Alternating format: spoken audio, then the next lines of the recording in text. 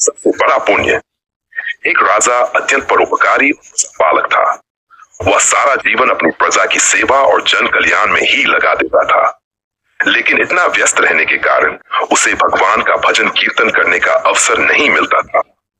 एक दिन वन में भ्रमण करते हुए उसे एक देव के दर्शन हुए। देव महाराज के हाथ में भजन करने वालों की सूची थी।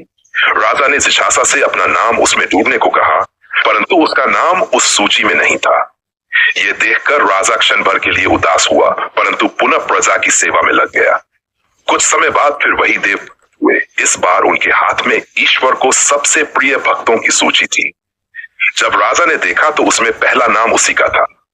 आश्चर्यचकित होकर उसने पूछा, महाराज, मैं तो मंदिर भी कभी कभार जाता हूँ, फिर मेरा नाम इसमें कैसे? देव ने कहा, राजन, जो निष्काम भाव से लोक सेवा करता है, दीन दुखियों की सहायता करता है और बिना किसी लोभ के परोपकार में अपना जीवन अर्पित करता है, वही वास्तव में भगवान का सच्चा भक्त है। ऐसे महापुरुषों का भजन स्वयं भगवान करते हैं।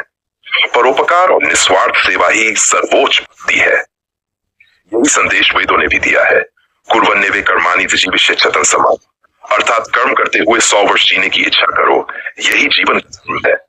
मित्रों, सच्ची पूजा केवल मंदिरों तक सीमित नहीं है, बल्कि ये दीन दुखियों, निर्धनों, अनाथों और जरूरतमंदों की सेवा में निहित है।